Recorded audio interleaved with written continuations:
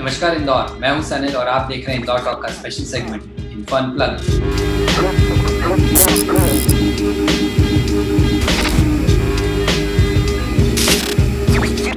आज के इनफन प्लग में बात होगी देवी अहिल्या विश्वविद्यालय से जुड़ी प्रदेश की एकमात्र A+ ग्रेड यूनिवर्सिटी, जहां हजारों बच्चे सिर्फ इंदौर से ही नहीं बल्कि बाहर से भी यहाँ पढ़ने आते हैं। कोरोना आउटब्रेक के चलते यूनिवर्सिटी के कई ऐसे डिपार्टमेंट्स हैं जिनकी परीक्षा स्थगित कर दी गई। वहीं आज भी कुछ के रिजल्ट्स अवेटेड हैं। ऐसे में नए सत्र में एडमिशंस को लेके स्टूडेंट्स में अभी भी कई डाउट्स बने हुए हैं। इन्हीं सब विषयों पर अधिक जानकारी लेने के लिए हमारे साथ खास मेहमान मौजूद हैं देवी अहिल्या विश्वविद्यालय की कुलपति डॉक्टर रेणु जैन। मैम, बहुत बहुत स्वागत है आपका इंदौर टॉक पर। नमस्कार, थैंक यू। सबसे पहला सवाल, अब तो 12th बोर्ड एग्जामिनेशन के रिमेनिंग पेपर का टाइम टेबल भी घोषित हो चुका है। ऐसे में देवी अहिल्या विश्वविद्यालय अपने नए सत्र में एडमिशंस को लेके कितना तैयार है? तो दो तरह के एग्जाम्स होंगे, एक में होता है सीईटी कोर्सेज और एक होता है नॉन सीईटी कोर्सेज। तो कॉमन एंट्रेंस टेस्ट से कुछ लोग एडमिशंस लेते हैं, और जो बहुत से जो पॉपुलर कोर्सेज हैं, एमबीए के जो कोर्सेज हैं जो शुरू से 5 ईयर इंटीग्रेटेड कोर्सेज हैं, एमसीए इंटीग्रेटेड कोर्सेज हैं, तो ऐसे कोई बहुत से अच्छे कोर्सेज हैं जो बहुत पॉपुलर हैं, उनके लिए हम लोग कॉमन एंट्रेंस टेस्ट से एडमिशन लेते हैं। और कुछ कोर्सेज हैं जो रेगुलर कोर्सेज हैं, वो भी कई बार डिपार्टमेंटल लेवल पे टेस्ट होता है या कई बार केवल उनको मेरिट से लिया जाता है। तो जैसे जो रेगुलर कोर्सेज है, MSc mathematics, MSc physics, MSc chemistry वगैरह, तो काफी सारे कोर्सेज हैं। इसकी सारी डिटेल सूची हमारी वेबसाइट पर अवेलेबल है, और जब जैसे ही एडमिशन नोटिस निकलेगा उसमें सब दे दिया जाएगा। हर बार इस एग्जामिनेशन के लिए सेंटर्स अलॉट होते थे। कई बार इंदौर भी सेंटर रहता है, भोपाल भी रहता है, बच्चों को सेंटर तक जाना पड़ता था। इस बार क्योंकि कोरोना आउटब्रेक के चलते सुनने में ये आ रहा था कि सीटी को पूरे ऑनलाइन फॉर्मेट पे करवाया जाएगा। क्या विशेष तैयारियां हैं? टेक्निकल लेवल पे क्या ध्यान दिया जा रहा है इस चीज को आगे फॉर्मुलेट करने में? नहीं, अभी तो जिस एजेंसी के थ्रू करा रहे हैं, तो जिस तरह से जो एडवांस टेस्ट होता है, जेईई होता है, तो उसी कंपनी के थ्रू हम लोग भी करवा रहे हैं। अभी पूरी उसकी आउटलाइन नहीं बनी, पर जैसे ही सेंटर्स की लिस्ट वगैरह आएगी वो दे दी जाएगी। और जहां पर भी सेंटर होगा वहां के लिए अगर कंटेनमेंट एरिया में से भी होगा तो उनके लिए ई-पास इशू हो जाएगी। तो मुझे नहीं लगता कि ऐसी कोई प्रॉब्लम होगी। और हम लोग डेट में अभी सफिशिएंट मार्जिन रख रहे हैं। हम लोग प्लान कर रहे हैं कि अगस्त के फर्स्ट वीक में या जुलाई के लास्ट वीक में होगा, तो तब तक स्थिति काफी सुधरने की उम्मीद है। मैम, ऐसे में अभी एक और जो चीज़ है, क्योंकि कोरोना आउटब्रेक के चलते काफ़ी ऐसे डिपार्टमेंट्स हैं जिनके परीक्षाएं जो थी बीच में स्थगित हो गई, कुछ अड़चने आ गई। तो ऐसे में उन स्टूडेंट्स के लिए भी खासा कंफ्यूजन बना हुआ है जो बच्चे बाहर से थे, क्योंकि कुछ बच्चे तो अपने घर पहुंच चुके हैं, कुछ अभी भी रुके हैं। तो क्या स्टेटस है उन परीक्षाओं को लेकर? कोई योजना बनाई गई है दोबारा करवाने की? अभी हम लोग जो आउटगोइंग बैच होता है यूजी फाइनल ईयर की परीक्षाएं शुरू करा चुके थे, और करीब 75% हमारी परीक्षा पूरी हो चुकी है। तो लॉकडाउन की वजह से लास्ट की जो 25% एग्जामिनेशन है वो रहे, पर हम लोग को करवाने वाले हैं। तो डेफिनेटली हम लोग शुरू करवा देंगे। वैसे जो शेड्यूल दिया गया था हमारी कमेटी की तरफ से, वो 20 जून से लेके 30 जुलाई के बीच में करवाने का, पर क्योंकि इंदौर की स्थिति थोड़ी ठीक नहीं है और बच्चों को सफिशिएंट मार्जिन भी देना है, तो हम लोग प्रपोज कर रहे हैं जुलाई में। अब वो जो अपनी हायर एजुकेशन डिपार्टमेंट से जो गाइडलाइंस आएंगी उनके अनुसार थोड़ा बहुत चेंज हो सकता है, पर tentatively we are deciding to start our examinations, remaining examination from 1 July. हाँ, बच्चों के लिए मैं यही कहना चाहूंगी कि अभी यहीं पर रहकर पढ़ाई करें, और इतना मार्जिन उनके पास है, और अगर वो कहीं चले भी गए हों और जो जा चुके भी हैं उनके लिए भी इतना मार्जिन हम लोग जरूर देंगे। अब तो ट्रेन फ्लाइट वगैरह शुरू हो गई हैं, तो इतना मार्जिन जरूर देंगे कि वो लोग समय से आ सकें। वहीं कुछ ऐसे थे जिनकी परीक्षाएं हो गई थी और रिजल्ट्स अवेटेड हैं।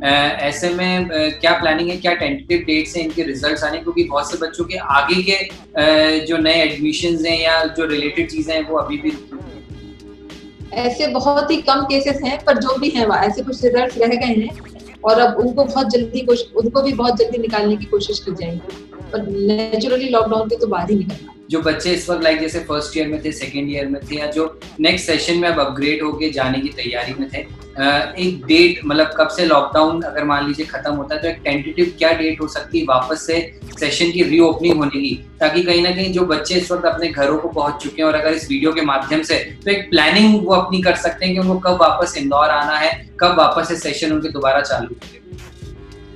अभी देखिए, जिस समय लॉकडाउन हुआ उस समय सबके कोर्सेज हो चुके थे और सबकी परीक्षाएं ड्यू थी, तो इसलिए अभी सबसे फर्स्ट प्रायोरिटी पे हम लोग करा रहे हैं यूजी फाइनल की और पीजी फोर्थ सेमेस्टर की परीक्षा, और फिर सेकंड प्रायोरिटी पे जो यूजी के फर्स्ट ईयर और सेकंड ईयर की परीक्षाएं हैं और प्लस यूजी सेकंड ईयर की परीक्षा।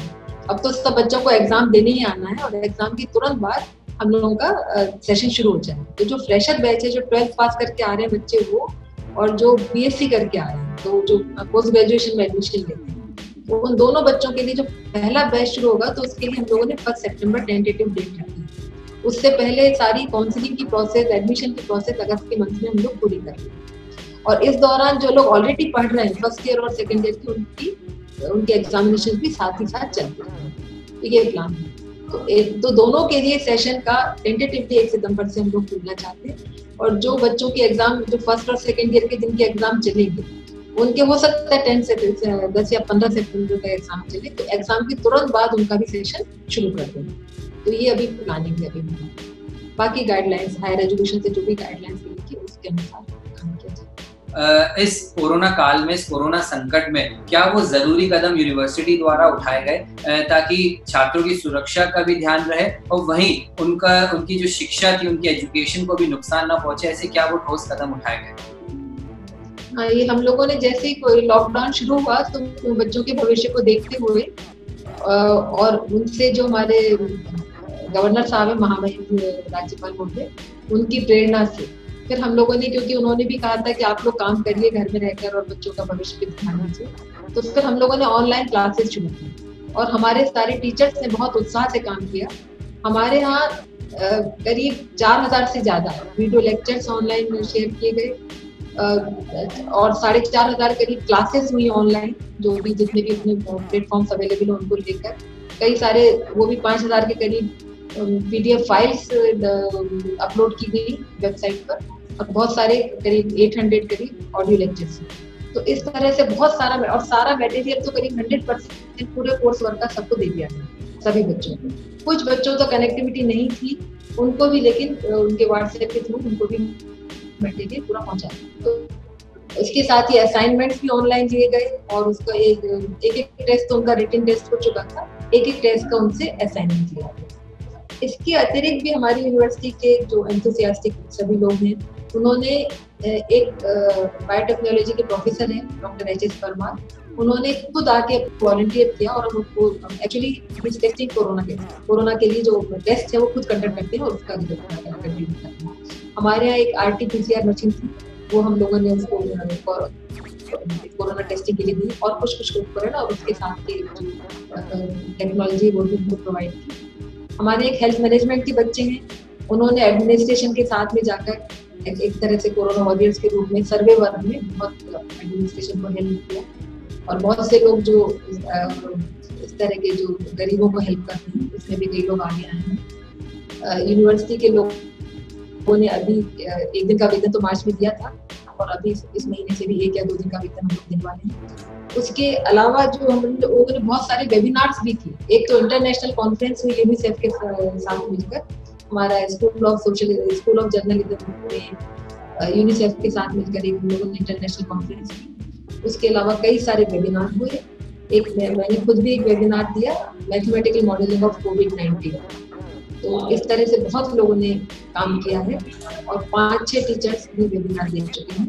और एक हमारे यहाँ DGP साहब को बुलाया था हम लोगों ने, उसमें क्राइम फ्री इंडिया के ऊपर हम लोगों ने एक पूरा वेबिनार की सीरीज आयोजित की थी।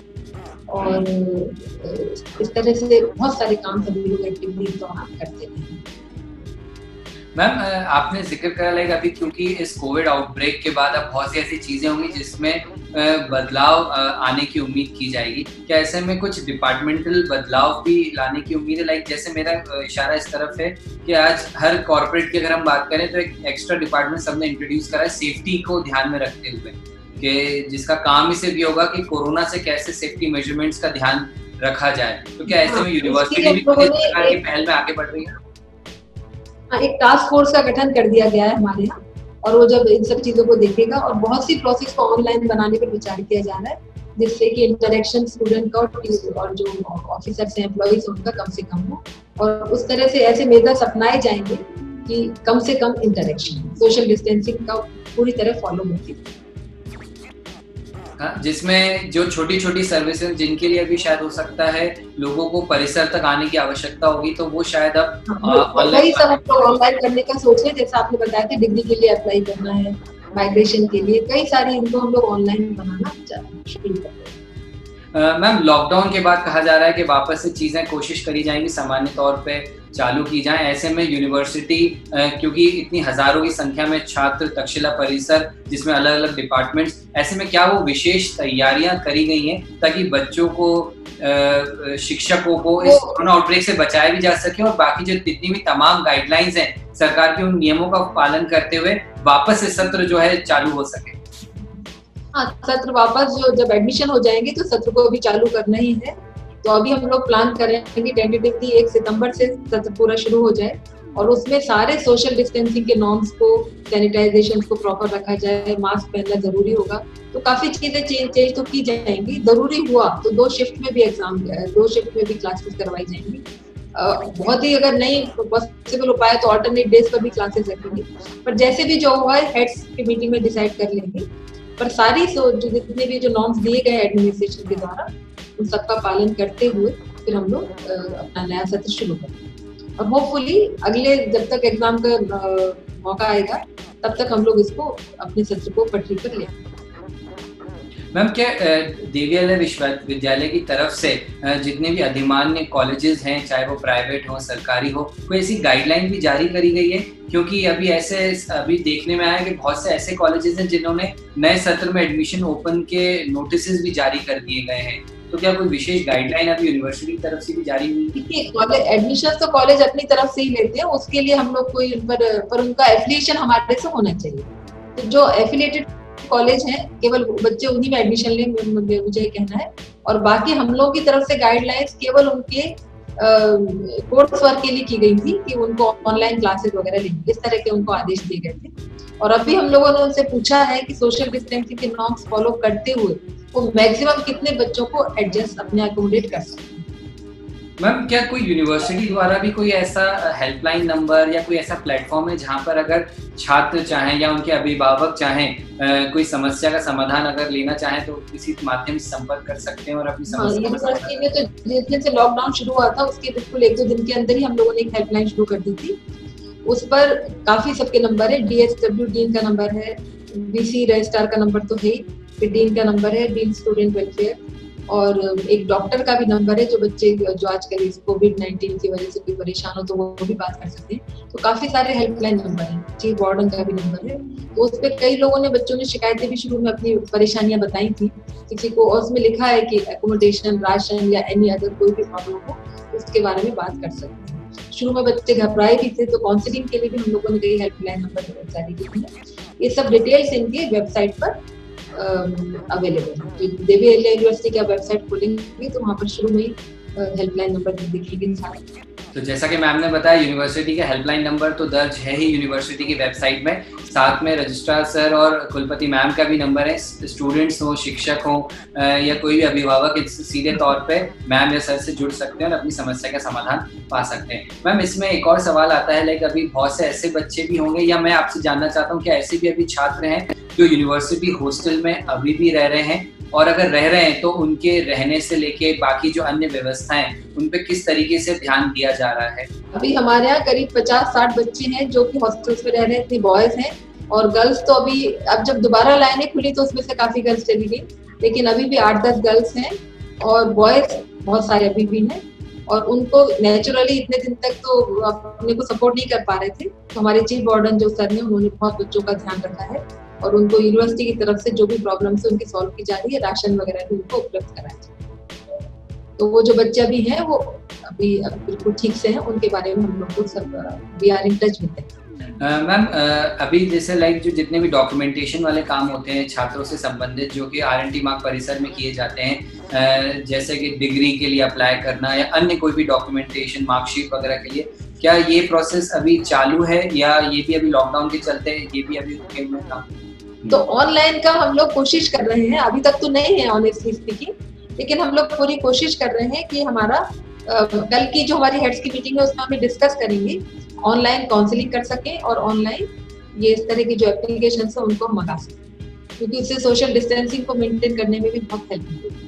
मैम, जब से आपने नया पदभार संभाला, जब से कुछ ना कुछ नए चैलेंजेस आपके सामने आते गए, कोरोना आउटब्रेक एक बहुत बड़ा चैलेंज बन के सामने आया, तो कैसे कोप अप कर पा रहे हैं? कैसा एक्सपीरियंस आपका अब तक का रहा है यहाँ पर? छात्रों के साथ कैसा इंटरेक्शन रहा है आपका अभी तक का? कैसा एक्सपीरियंस रहा? मेरा पूरा एक्सपीरियंस बहुत ही पॉजिटिव रहा और मुझे पूरा सपोर्ट मिला अपने यहाँ के सारे स्टाफ का, ऑफिसर्स का, टीचर्स का, हेड्स का और स्टूडेंट्स का भी। तो मुझे बहुत सपोर्ट मिला, क्योंकि जो आते ही आते मेरे पास सबसे पहले तो एडमिशन का चैलेंज था और वो जो सीईटी को कैंसिल करके दूसरा उसको मेरिट बेस पर कराना था।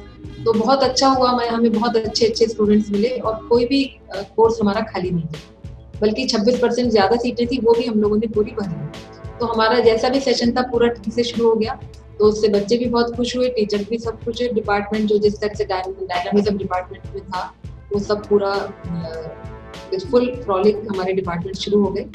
उसके बाद तुरंत बाद हमको नेक का इंस्पेक्शन कराना था, जो ऑलरेडी ड्यू थी। तो उसका आधा काम हो चुका था, 70% डेटा का वेरिफिकेशन हो चुका था, बाकी 30% बचा था और उसके बाद टीम भी आने वाली। तो टीम को आके फिजिकली वेरीफाई करना था सब कुछ। तो उसमें फिर पूरी यूनिवर्सिटी, हम तो कहेंगे टॉप से लेके बॉटम तक, सब लोग पूरे मन से जुट गए। इवन स्टूडेंट्स भी, हमारे जो कर्मचारी भी हैं वो भी, टीचर्स भी, जितने भी लोग थे सब बड़े मन से इसमें, क्योंकि सबने बड़े शौक से कि हमको तो A+ ग्रेड लाना ही लाना है, इसके लिए सबने पूरी कोशिश की और फिर वो कोशिश रंग लाई। तो फिर हम लोग का तो इस तरह से कुछ कारण ऐसे बने कि मुझे सबका पूरा कोऑपरेशन मिलता है और फिर फॉर्चुनेटली हमारी यूनिवर्सिटी को A+ ग्रेड मिला भी। इस दौरान हम लोगों ने पूरा सोलर, जो अपनी जो इलेक्ट्रिसिटी का जनरेशन है वो पूरा सोलर सिस्टम के थ्रू किया, वाटर हार्वेस्टिंग के लिए भी बहुत कुछ किया गया। तो इस तरह से बहुत जितने भी काम थे उसमें सब लोग जुड़े रहे और उसका हम लोग को रिजल्ट भी बहुत अच्छा मिला। और उसके बाद फिर हम लोगों ने DET भी कराई, DET भी ठीक ठाक हो गई, लेकिन उसमें थोड़ा सा समय लगा और उसके मतलब अनफॉर्चुनेटली फिर एग्जाम भी शुरू हो गए और अनफॉर्चुनेटली हमारा ये लॉकडाउन शुरू हो गया। तो पर अब ये होपफुली अब हम लोग जैसे ही लॉकडाउन खत्म होगा तो फिर पहले फुल सर्वर के साथ हमारा शुरू हो जाएगा। मैम, अभी जो यूनिवर्सिटी के कर्मचारी हैं, जो इस वक्त आपके साथ आपकी टीम के सदस्य भी हैं, उनके मनोबल स्थिति कैसी है अभी? क्या उनका मान्य है, क्योंकि कहीं ना कहीं इतने बड़े समय से सब क्लोज डाउन है? हाँ, हम लोग काफी टच में हैं और सभी लोगों का मनोबल खूब बना हुआ है। और अनफॉर्चुनेटली 2 लोग हमारे कोविड पॉजिटिव हो गए थे, वो लोग तो ठीक भी होकर आ गए और जब तक वो बीमार रहे मैं उनके कांस्टेंट टच में थी, मतलब हमारा पूरा एडमिनिस्ट्रेशन उनके टच में था और वो लोग ठीक होके आ गए। अनफॉर्चुनेटली 3-4 स्टूडेंट्स हैं जिनके पेरेंट्स का लॉस हुआ, मतलब उन्होंने खुद ही अपने पेरेंट्स में से या तो फादर या मदर को, तो उनके लिए हम लोगों ने एक नया क्योंकि वो फीस देने की पोजीशन में नहीं थे तो उनकी फीस माफ करने का भी फैसला लिया है हमने। और जो भी कोरोना वॉरियर्स हैं उनके बच्चे भी अगर हमारे पढ़ने आएंगे तो उनको अपनी फीस में कंसेशन दिया जाए। ये सब कुछ फैसले हम लोगों ने भी लिए हैं हेड स्कूल में। एग्जैक्ट रूल्स वगैरह मिलके जब एडमिशन नोटिस जाएगा उसके साथ आ जाएगा। तो बाकी सब लोगों का मनोबल बना हुआ है और जिन बच्चों के पेरेंट्स जब एडमिट थे उनसे भी हम लोग टच में थे। तो जो नुकसान हुआ वो तो हुआ, पर अदरवाइज बाकी जितने लोग हैं सबका मनोबल अभी अच्छा है। कुछ ऐसा खास संदेश जो आप छात्रों और उनके अभिभावकों को देना चाहेंगे ताकि इस कठिन समय में थोड़ा सा एक मोटिवेशनल वर्ड्स के तौर पे उनके लिए काम आए? मैं सभी छात्रों और अभिभावकों से यही कहना चाहती हूँ कि इस कठिन समय निश्चित है, पर कठिन समय आया है तो गुजरेगा भी और हम लोगों को सबको अपना मनोबल बनाए रखना चाहिए।